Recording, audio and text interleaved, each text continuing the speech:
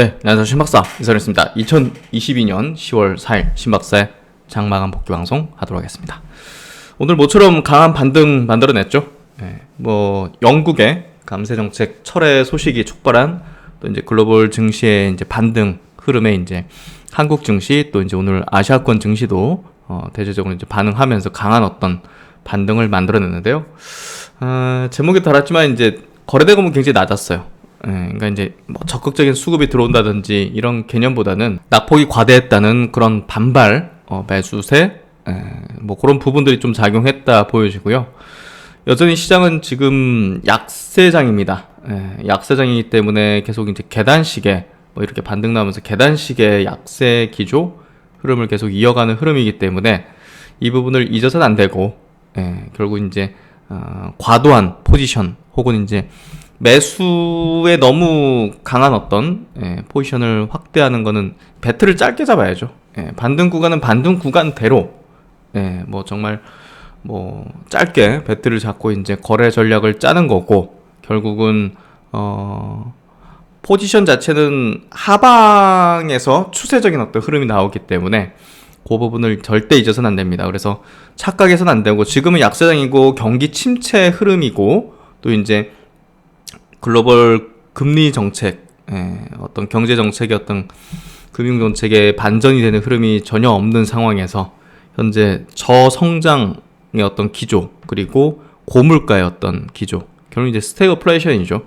스태그플레이션 어떤 기조의 흐름이 요물로 이제 작용하고 있는 상황이기 때문에 우리는 다소 좀 보수적인 전략들을 계속 이어가야 된다고 생각합니다. 오늘 시장의 반등에도 불구하고 네이버가 완전 폭락했죠.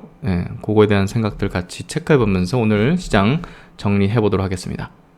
오늘 코스피 지수 2.5% 상승했습니다. 오늘 뭐 삼성전자, 하이닉스 뭐 엄청났죠. 메모리 이제 그 업체 키옥시아가 이제 또 감산한다는 그런 내용이 이제 흘러져 나오면서 유력 일간지에서는 아직 보도가 안 되는데요. 그 부분이 작용했는지 어쨌든 삼성전자, 하이닉스가 이제 상승을 강하게 만들어냈기 때문에 뭐 지수는 반등을 강하게 만들어냈고요. 뭐 개선되는 흐름은 아닌데요. 어쨌든 지금의 어떤 상승들은 뭔가 펀더멘털 기반으로 또 견조하게 추세의 어떤 전환되는 흐름 이런 것들은 아니기 때문에 계속 제가 이제 김 빠지는 얘기를 듣는 듯 하지만 지금은 사실 포지션을 늘리는 시기는 절대 아닙니다. 반등에 착각하시면 안 된다는 얘기를 굉장히 저는 강조 드리고 싶다는 거죠. 오늘 코스피 2.5% 상승, 거래대금은 7.5조, 상승 폭에 비해서 거래대금은 많이 터지지는 않고요. 상승 종목 수는 뭐 압도적입니다. 800 종목, 하락 종목 수는 90여 종목. 그리고 코스닥 증시는 3.5% 강세, 초강세죠. 이 정도면 초강세인데 거래대금 보세요. 이 정도면 최소한 못해도 8조 정도는 터지는 게 제가 볼 때는 정상적이거든요. 그러니까 이제 진짜 상승이다 이렇게 얘기할 수 있는. 근데 3.5% 상승했는데 4.6조예요. 이거는 저는 진성 상승으로 보진 않습니다. 결국 이제 포지션을 지금 반등 속에서는 어떻게 표현하는 게 맞을까요? 단기 포지션은 축소를 해나가야 되죠. 그러니까 차익 실현을 시작을 하는 게 제가 볼 때 맞는 그런 흐름이라고 좀 보여져요. 그래서 반등 구간이라고 보시면 될 것 같고, 기술적 반등. 코스닥 증시 700포인트 가까이 다가섰고, 상승 종목 수 1300 종목, 하락 종목 수는 122 종목. 그래서 오늘 수급은요, 코스피 시장에서 외국인이 2100억 순매수인데 오늘 네이버에서만 3000억을 순매도했어요. 그러니까 전체 수급 업종별로 한번 볼까요? 전기전자 3000억 순매수. 여기 이제 네이버에서만 3000억 순매도죠. 서비스 업종. 그래서 그거에 감안해도 2000억 순매수. 나머지 업종에서 이제 2000억 정도 순매수했다는 거죠. 기관은 뭐 똔똔이고 개인의 물량을 가져갔고, 오늘 코스닥에서도 기관이 1300억 순매수, 외국인은 500억대 순매수, 개인이 1800억 순매도. 개인이 양장에서 한 4000억 정도 순매도를 했고요. 선물시장에서 외국인이 1700계약 순매도인데요. 이게 오늘 이게 조금 저는 의미심장했어요. 차익 실현했구나. 외국인이. 보시면 이제 선물 외국인의 포지션인데요. 오늘 장중에 4천억 정도까지 순매수 이렇게 하고 있죠. 그러다가 막판에 쭉 축소 해가지고 마이너스 1200억. 예. 그러니까 이제 한 5천억 팔았다는 거죠. 장 후반에. 예. 5천억을 팔았는데 그 시간에 지수는 더 올랐어요. 예. 이게 제가 볼 때는 이상하다는 거죠. 예. 이상하다는 거죠. 예. 그래서 오늘 코스피가 막판에 좀 더 올랐잖아요. 코스닥은 뭐 더 솟구쳤고, 근데 외국인이 선물에서는 5천억을 팔았다 오후에. 뭐 그런 것들이 차익 실현을 했다고 볼 수 있을 것 같고, 강한 반등 흐름 속에서 외국인은 거꾸로 타는 흐름을 뭐 이제 뭐 코스피 코스닥 매수야 뭐 장기 포지션을 잡으려고 이제 받아내는 흐름일 수 있기 때문에 달리 보는 거고, 단기적인 포지션이 축소됐다는 거죠. 뭐 그런 부분으로 좀 해석하는 게 맞을 것 같고요. 오늘 그래서 코스피 지수가 이렇게 5일선 위로 올라왔습니다. 그래서 반등을 조금 이어갈 가능성도 상당히 높은 흐름이라 볼 수 있고, 5일선 일단 올라왔으니까 여기서 이제 5일선을 깼는데 여기서 5일선을 올라왔죠. 그래서 반등의 흐름을 보여주고 있다. 근데 이제 여기 보시면 요 지지 라인을 깼잖아요. 요게 이제 지금 저항 라인이 됐기 때문에 이렇게 올라왔을 때 여기서 저항 여부, 뚫고 올라가면 좋죠. 근데 확률상 보면 저항을 받을 가능성이 높기 때문에 이 부분은 우리가 반등의 어떤 폭을 조금 시나리오적으로 이제 생각할 때 이 정도는 저항을 받을 수도 있다, 이렇게 좀 생각하는 게 조금 더 합리적일 것 같고요. 앞서 이제 보시면 여기서도 이렇게 요 오기 전에 저항을 받아버렸죠. 그러니까 이런 것들 보시면 이걸 어떻게 뭐 저항을 받겠냐 하겠지만, 여기 이제 지지 라인이 붕괴되면서 그 지지 라인이 저항 라인이 돼버렸다는 거 여기서 확인 가능해지죠. 여기서도 이제 요 부분이 저항이 될 수 있는 가능성이 있다. 뭐 굉장히 뭔가 좀 변화가 크게 발생한다든지 이런 게 아니라면 저항을 받는다고 보는 게 조금 더 확률이 매우 높죠. 뭐 전쟁이 뭐 종료된다든지 뭐 이런 사태가 변화가 발생되면 모르겠지만, 그런 게 전혀 없다면 기술적인 반등 흐름은 2300포인트 정도까지가 조금 한계치가 아닐까 하는 생각이 좀 듭니다. 그래서 기술적 반등은 날카롭게 뭐 이유 없이 그냥 솟구치듯이 그렇게 올라가는 게 보통 기술적 반등이기 때문에 그 부분을 유념해야 되고요. 거래대금이 터지지 않으면서 세게 올랐다는 게 그걸 반증해주는 거라 보시면 될 것 같습니다. 그래서 오늘 반등이 그냥 이제 우리가 표면적으로 보면 와 굉장히 강했네, 야 이거 뭐 다시 반등 세게 온다, 베어마켓 랠리라고 생각할 수 있는데, 저는 좀 뭐랄까요, 별로 썩 이렇게 내키지 않는 그런 반등인 거죠. 차라리 이제 단기 포지션을 갖고 있다면 저라면 이제 차익 실현을 할 것 같아요. 이건 뭐 억지로 끌어올리는 듯한 어떤 느낌이기 때문에. 그래서 그런 어떤 정도 느낌을 뭐 개인적인 어떤 분석 툴상 전달해 드린다, 이렇게 보시면 될 것 같습니다. 코스닥도 마찬가지로 여기가 이제 지지 라인이 붕괴되면서 이게 이제 저항 라인이 돼버렸죠. 그래서 어쨌든 요 라인 자체, 이게 700 한 몇 포인트입니까? 700 한 20포인트? 요 정도 선이 이제 좀 저항을 받을 수 있는 라인이다 보시면 될 것 같고, 코스닥도 마찬가지로 앞선 지지 라인이 여기서 붕괴됐는데, 그렇죠? 여기 이제 붕괴됐죠. 붕괴됐는데 거기가 이제 저항이 됐죠. 이렇게 보시면. 그러니까 이런 데서는 어떻게 하느냐, 이제 주식 선물을 매도하는 거죠. 여기서 이제 저항을 계속 받는 모습이 나타난다. 돌파를 못하고. 그러면 이거 저항을 받는 거라고 좀 판단되기 때문에 여기서 확 꺾이는 흐름이 음봉이 딱 나타나면 이제 주식 선물 매도 전략을 펴는 겁니다. 여기서도 마찬가지가 되겠죠. 여기서도 지지 라인이 이제 붕괴됐고 기술 반등이 이제 올라오게 된다면 여기서 실제로 저항을 받고 음봉을 크게 만들어내는 흐름이 나오는 듯하다 하면 이제 주식 선물 매도 전략을 이제 써볼 수 있겠죠. 그 주식 선물 매도 전략을 쓸 때는 당연히 요 견인해 왔던 주도하는 종목들 있죠. 요걸 견인했던 주도하는 종목들 있죠. 그런 종목이 첫째 타겟이다. 이때는 우리 태조 이방원 뭐 이런 어떤 섹터 뭐 그렇죠. 이름 참 재밌게 지어요. 그 섹터가 이제 끌어올렸잖아요. 그러면 이제 당연히 이제 그 종목들을 박살내는 거죠. 박살나는 거죠. 예. 실제로 이제 태조이병은 박살나면서 이렇게 꺾였잖아요. 그래서 그런 전략을 써볼 수 있다는 거. 예. 지금은 추세는 약세이기 때문에 추세 전략을 쓴다면 매도 전략을 쓰는 게 맞다. 예. 왜냐면 지지 라인이 이제 저항 라인이 됐기 때문에. 예. 그리고 매수 전략은 짧게 배틀을 잡는 거다. 그렇잖아요. 보시면. 그렇죠? 예. 이게 짧게 이제 여기서 돌아서려면 이제 뭔가 큰 변화가 나타나야 돼요. 예. 금리 정책이든. 그러지 않다면 이거는 계단식 하락의 가능성 혹은 여기서 뭐 박스권을 그린다든지 뭐 이럴 수밖에 없죠.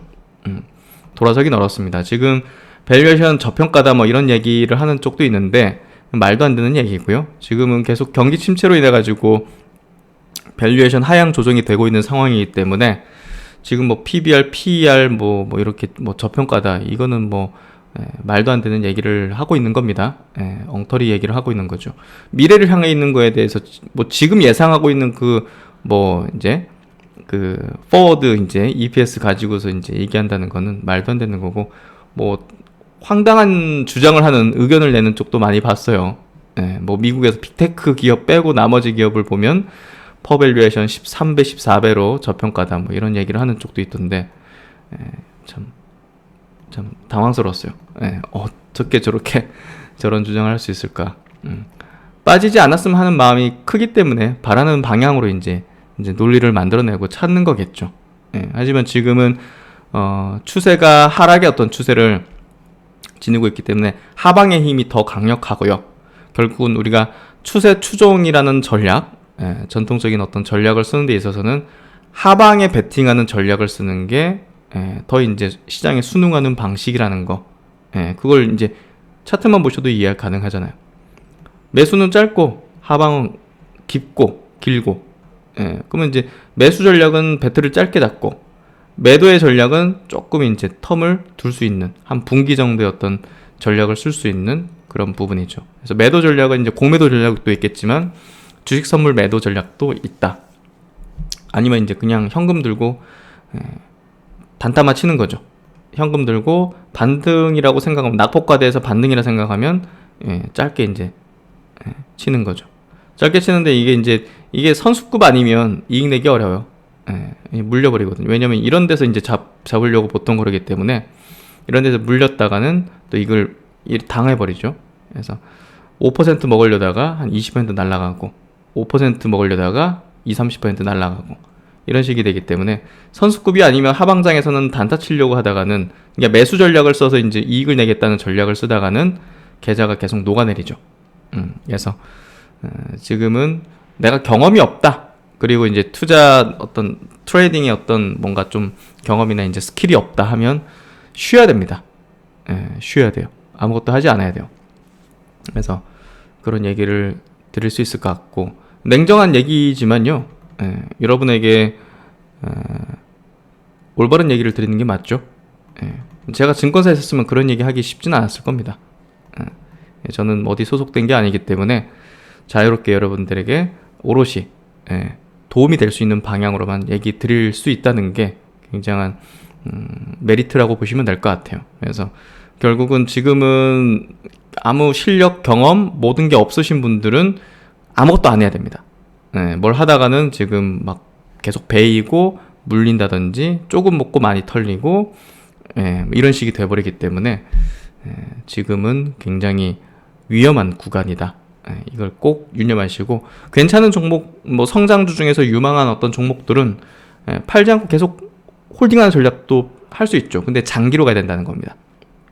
왜냐면 지금 시장이 언제 돌아설지 그리고 경기 침체이기 때문에 이거는 단실 내에 우리가 과거에 이제 저는 좀 당황스러운 얘기를 좀 들었던 게 뭐냐면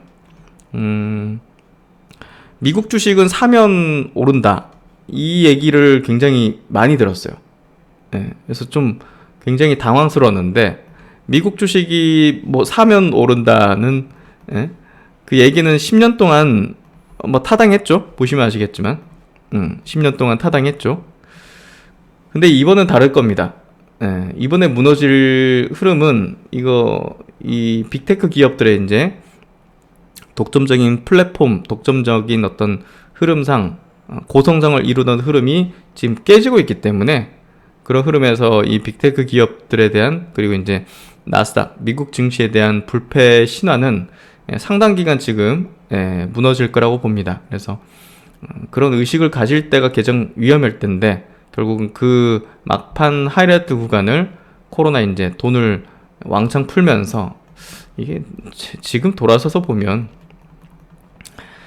미국 입장에서 미국이 이제 중국 죽이려고 계속적으로 이제 첨단 산업 짓밟고 이제 관세 매기고 막 이랬잖아요. 나중에는 뭐 지금 뭐 에너지 특히나 이제 원유 같은 경우는 달러로만 이제 결제를 하기 때문에 기축통화의 어떤 이 부분이 이제 굉장히 컸던 건데 공고했던 건데 이 위안화를 받기 시작하는 흐름들이 사우디나 이런 데서 이제 나타나고 뭐 이란도 이제 그런 것들을 시도하다가 이제 솔레님 아닌가 뭐 그 장군이 폭사당했죠. 그래서 결국 이제 미국이 달러 패권을 유지하는 게 가장 핵심이고 경제 넘버원을 유지하는 데 있어서 그런 부분에 있어서 이제 달러 강세를 이제 만들어내기 위해서는 금리를 올려야겠죠. 금리를 올리려면 이제 명과 명분이 필요한데 물가죠. 물가죠. 물가 높으면 당연히 이제 금리 올릴 명분이 너무나 뚜렷하지 않습니까? 그래서 그 부분 아니었을까 하는 생각도 문득 들어요. 이거는 뭐 굉장히 제 뇌피셜이니까 그냥. 근데 미국이 그렇게 중국을 제끼고 중국이 넘어서지 못하게 누르려고 모든 수단을 동원하는데 시간이 지나면 지날수록 중국이 넘버원 국가가 되는 거는 기정사실인데 어떻게 해서든 저걸 어떻게 해야 되는데 그러려면 어떻게 해야 될까를 볼 때 남은 방법은 달러 강세로 나머지 통화를 죽이는 방법. 그렇죠? 그게 가장 남은 카드 아니었을까. 그러기 위해서는 뭔가 돈을 왕창 풀어야 되는데 무제한 양적 완화 이게 말이 됩니까 사실 지금 돌아서서 볼 때. 그렇죠? 그러니까 그런 것들을 보면 미국이 패권 유지하기 위해서 뭔가 좀 설계한 것 듯한 느낌이기도 해요. 그래서 나중에 이제 그 뒤늦게 이제 파월이 이제 시인했잖아요. 인플레 뭐 이렇게 일시적이다 하다가 그러니까 그 일찍 금리를 통해서 눌러버렸으면 이렇게까지 인플레가 심각하지 않을 수도 있었어요. 근데 그 타이밍 놓쳤잖아요, 사실. 타이밍 놓치니까 더 막 불이 이렇게 붙어버리니까 금리를 이렇게 올리면 되는 건데 이렇게 올리고 있는 거잖아요. 그러면서 달러 강세가 막 초강세가 돼버리니까 문득 그런 생각이 듭니다. 그냥 개인적인 생각이고요. 어쨌든 지금 뭐 그게 뭐 왜 그랬느냐가 중요하기보다는 지금 현상 하에서 우리가 이제 어떤 전략으로서 이제 대응하는 게 가장 이제 적합할 것인가. 근데 지금 미국 증시는 약세 기조의 흐름으로 가고 있는 흐름이기 때문에 불패 신화는 이미 깨놓았다고 보면 되고 추세를 우리가 추종한다면 하방으로 추세를 봐야 될 것 같고 그렇다면 이제 글로벌 전체적인 증시, 한국 증시에 대해서도 일단은 바닥을 단정할 수는 없고 바닥은 지금 우리가 어떻게 논할 수가 없는 그런 지점이고 결국은 이 하락의 어떤 구간에서 어떻게 하면 조금이라도 수익을 낸다든지 아니면 살아남아서 언젠간 당연히 바닥이 올 거고 언젠간 당연히 추세가 전환이 될 건데 그때 100명 중에 90명은 죽었는데 살아남은 10명 안에 들 것인가 그걸 우리가 전략에 담아야 된다는 거야. 뭔지 아시겠죠? 주식은 이거 연습도 없고 공부도 없습니다. 바로 실전이에요. 돈이 지금 엄청 왔다 갔다 하는데 이게 실전이지 바로 전쟁터지. 그렇잖아요. 그렇기 때문에 뭘 공부하고 이 문제보다는 지금 하에서 어떻게 우리가 이 시장에 대해서 최대한 활용할 수 있을까? 그리고 내 자금을 지킨다든지 수익을 불려나갈 수 있을까 하는 아주 실행적인 어떤 전략들을 가져야 됩니다. 그래서 그런 부분에서 굉장히 저는 지금 뭐 뜬구름 잡듯이 얘기 드릴 수가 없고 드려서도 안 된다고 생각하고 뭐 지금 뭐 매크로 단어를 막 엄청 뭐 분석 들어가고 아니 이미 벌어지고 있는데 반영되고 있는데 이미 추세가 지금 돈이 움직이고 있단 말이에요. 그러니까 주식 자산 다 빼고 있다는 거예요. 이미 어느 정도. 그러니까 펀더멘털이 있는 종목들은 어느 선에서 멈추겠지만 그게 강하게 돌아서면서 상승으로 이렇게 돌아서는 거는 시장이 쥐고 있단 말이에요. 키를, 풍량계를. 그렇잖아요. 시장이 키를 쥐고 있는데 그게 아직 나오진 않고 있단 말이죠. 예. 그때 이렇게 돌아서는 흐름이 전개되는 게 포착이 될 때 내 수중에 캐시가 많이 있고 또 살아남아 있어야 되고 그때는 우리가 이제 폭발적인 어떤 그 베팅을 해야겠죠. 예. 그래서 지금은 잘 살아남아 있고 또 캐시를 잘 보존해오고 있으면 반드시 기회가 온단 말이에요. 근데 지금 막 불나방처럼 어디 막 질러버리고 막 레버리지 쓰고 막 어디 막 이래서는 안 된다는 겁니다. 예. 계좌가 녹아버리면 안 돼요. 지금 보시면 올라가다 꺾이고 올라가다가 꺾이고 이게 이제 저항을 받잖아요. 중기 이평선들에 지금 계속 저항을 받잖아요. 그렇죠? 미국 증시가 나스닥 증시가 이거는 지금 하방이 열린 상태라는 거죠. 보시면 요 지지라인인데 요게 깨버리면 어떻게 되겠어요? 이게 안 깨길 바라는데 지금 애플이 한번 빵 내리꽂혔고 그렇죠? 애플이 한번 내리꽂혔고 테슬라가 한번 내리 또 꽂혔잖아요. 그렇죠? 애플이 장기 평선 여기서는 다시 회복했는데 여기 두 번째 깰 때는 이건 위험하단 말이에요. 첫 번째 깼다가 회복했죠. 두 번째는 이거는 진짜 위험할 수 있는. 그러니까 이제 무슨 얘기냐? 회복력보다는 여기 저항을 받고 다시 떨어질 확률이 높아진 거거든요. 그 부분이 이제 좀 무서운 거죠. 그러니까 테슬라도 마찬가지로 여기서 이제 돌려 세웠단 말이에요.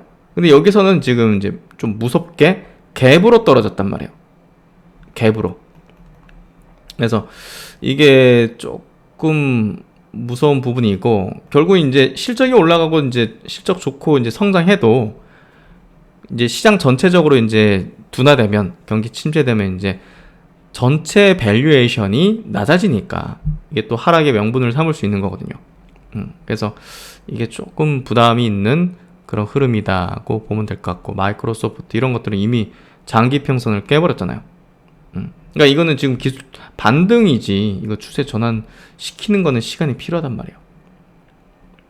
전환했으면 여기서 전환해야죠. 저항을 받아버렸잖아요. 그래서 미국 증시에 대해서는 너무 기대를 크게 해서는 안 되고 저점 매수 막 물타기 하고 이러면 저는 굉장히 불행해질 수 있다고 생각합니다. 그래서 서학개미 분들 뭐 이렇게 미국 주식 많이 투자하신 분들 막 이제 뭐 저평가다 막 이런 어떤 주장하는 사람들도 많이 있는 걸로 알고 있는데 듣지 마십시오. 이거 한번 이렇게 자리 잡으면 추세적으로 지금 이거는 돈이 움직이고 있다는 거기 때문에 장기 평선 저항을 바라본다는 거는 이거는 이 하방에 대한 포지션까지 구축을 했다는 거거든요. 그래서 이제 굉장히 물타기 하다가는 나락으로 갈 수도 있고 뭐 이렇게 뭐 ETF 레버리지성 ETF들도 많잖아요. 그런 것들 막 저점 매수 돼가지고 막 2배짜리 3배짜리 매수하는 분들도 많은 걸로 알고 있는데 정말 지금은 딱 골로 가기 쉬운 어떤 장세입니다. 그래서 뭔가 경험이 없거나 스킬이 없거나 하는 분들은 쉬는 게 제가 볼 땐 제일 나을 것 같고요. 트레이딩 기술들을 좀 노하우를 갖고 계신 분들은 반등 나올 때 짧게 이제 치고 조금 수익 내고 나오는 정도. 그리고 이제 상당한 어떤 실력들, 경험들 갖고 계신 분들은 추세가 하방이기 때문에 지금은 하방에 대한 전략을 통해서 조금 수익을 극대화시킬 수 있는 그런 시장이다. 이렇게 좀 인식하는 게 제가 볼 때는 가장 객관적이면서 현명한 어떤 대응이라고 생각합니다. 그래서 오늘 그 아시아 증시 이제 체크했는데 니케이 증시가 2.9% 상승했죠. 이게 너무 과도하게 상승하니까 이상해요, 좀. 너무 과도하게. 아니 무슨 뭔 호재가 있다고. 지금 뭐 일본도 개판인데, 그렇잖아요. 지금 뭐 환율 방어한다고 뭐 엄청난 돈 쓰고 있고, 뭐 거기 뭐 시총 또 상위 기업 중에 뭐 소프트뱅크 뭐 이런 기업들은 지금 난리도 아니잖아요. 분기에 막 30조씩 적자 보고 있고. 근데 이게 뭐 이렇게 오를 일이라고. 이상한 거죠. 그래서 이런 것들이 지금 뭔가 좀 저는 지금 공격적으로 하는 거는 뭐 직감적으로 좀 이상하거든요, 사실. 그래서 지금 뭔가 좀 사릴 필요가 있는 구간인 것 같다. 홍콩 증시는 쉬었고, 대만 증시도 오늘 2% 상승했죠. 상승했지만 뭐 거래 대금을 엄청 늘렸나 모르겠네요. 어쨌든 뭐 상해 증시도 오늘 쉬었고, 상해는 이제 이번 주 계속 쉬겠죠. 대만 증시, 일본 증시 강한 어떤 반등세를 이뤄냈습니다. 오늘 장중에 이제 이제 미국 선물도 굉장히 강했죠. 1% 넘는 1.5% 넘는 이제 강세를 보였기 때문에 강한 반등세를 이뤄냈고, 이 반등세가 며칠 더 이어질 수 있는데요. 그 반등세에 이제 막 포지션을 막 극대화시킨다든지 이런 공격적인 스탠스는 제가 볼 때는 좀 위험할 수 있다는 생각이 듭니다. 시총 상위주들을 한번 보죠. 오늘 삼성전자가 3.9% 상승. 야, 진짜 세게 올랐어요. 음봉이긴 합니다. 4.1%로 시작했는데 약간 밀려서 음봉, 21선에서 매물들이 나온 거죠. 21선 매물이 나왔기 때문에 좀 저항을 받은 것 같고, 외국인이 엄청 샀네요. 400만 주, 2,400억. 기관은 조금 팔았고, 그래서 그렇게 외국인 뭐 샀다고 뭐 우리가 뭐 간다 이렇게 얘기할 수는 없죠. 그리고 이제 SK하이닉스도 이건 이제 양봉이네요. 그리고 LG 에너지 솔루션 장 초반에 좀 밀렸었어요. 어제 그 테슬라가 이제 8% 급락을 했기 때문에 오늘 출발이 2차전지 기업들이 별로 안 좋았어요. 근데 장이 워낙 강하니까 이제 오들면서도 강세로 전환되는 흐름. LG엔솔도 4% 상승, 삼성전자 우선주는 5% 상승 마감했네요. LG화학도 3.5% 강세, 현대차 기아가 1%대 플러스 마감했는데 조금 약해요, 최근에. 그래서 조금 뭔가 좀 싸한 느낌이 있습니다. 현대차 그룹주도. 네이버가 이제 오늘 컸죠. 이건 무슨 참 웃음밖에 안 나오는 것 같은데요. 이거 뭐라고 표현해야 되지, 이게 갑자기 오늘 인수 소식도 나왔고, 어디죠?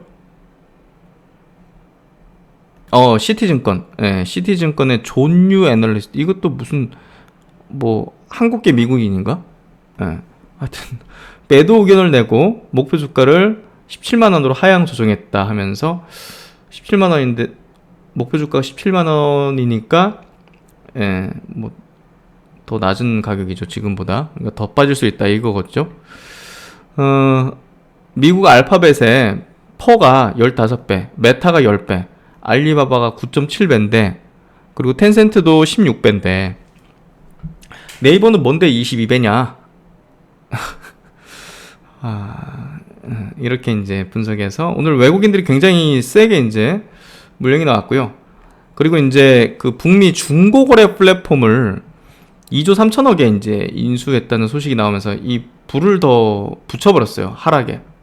오늘 뭐 외국인이 3천억 넘게 3,100억을 순매도했습니다.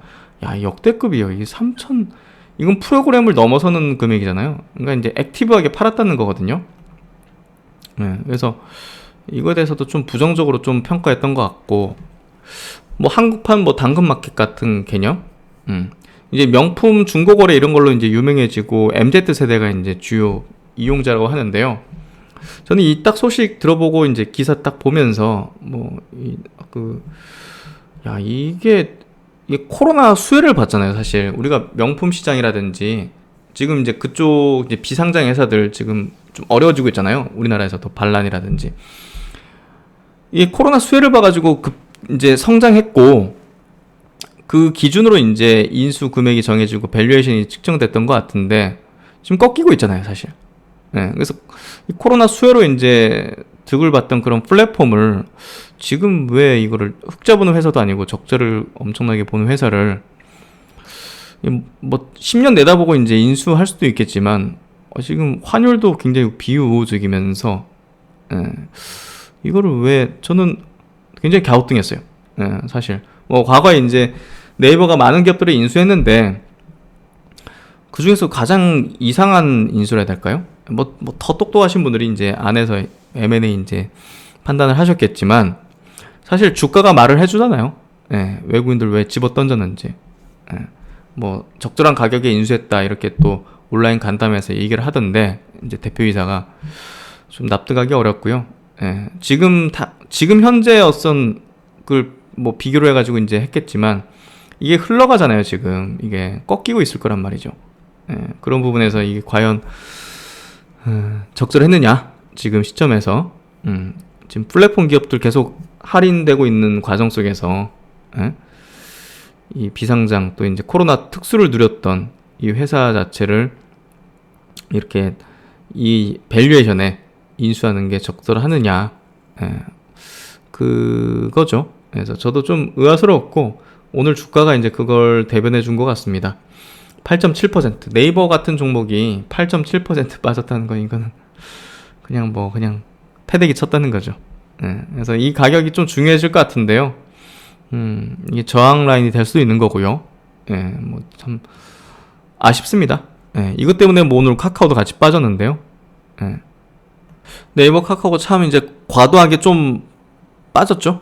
그래서 중장기적으로 본다면 좋은 자리가 될 것 같긴 한데 뭐 지금 투자 심리라든지 글로벌 어떤 상황들이 플랫폼 기업이나 인터넷 서비스 기업들의 상당히 좀 비우호적이고 또 이제 이번에 나왔던 인수건이 또 상당히 부정적으로 또 이제 밸류에이션이 글로벌 피어 그룹 대비해서 낮지 않다는 점, 오히려 높다는 점, 카카오든 네이버든 그 점이 매수세를 좀 유입시키지 못하는 주요한 어떤 이유가 되고 있는 것 같습니다. 지금은 참 이제 매수 전략을 쓰기에는 굉장히 좀 쉽진 않은 구간이라서 낙폭 과대에 따른 섣부른 매수는 상당히 좀 주의가 필요할 것 같습니다.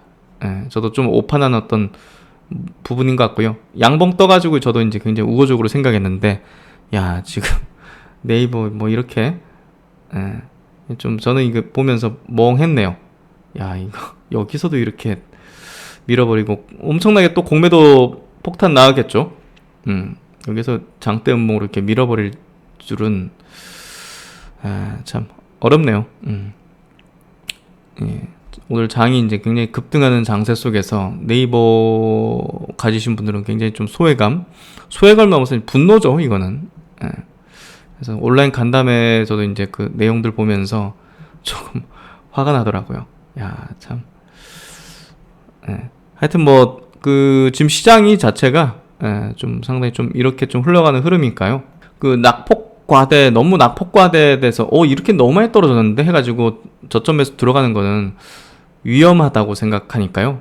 그 부분들 좀 참고하시고 유의하셔야 될 것 같습니다.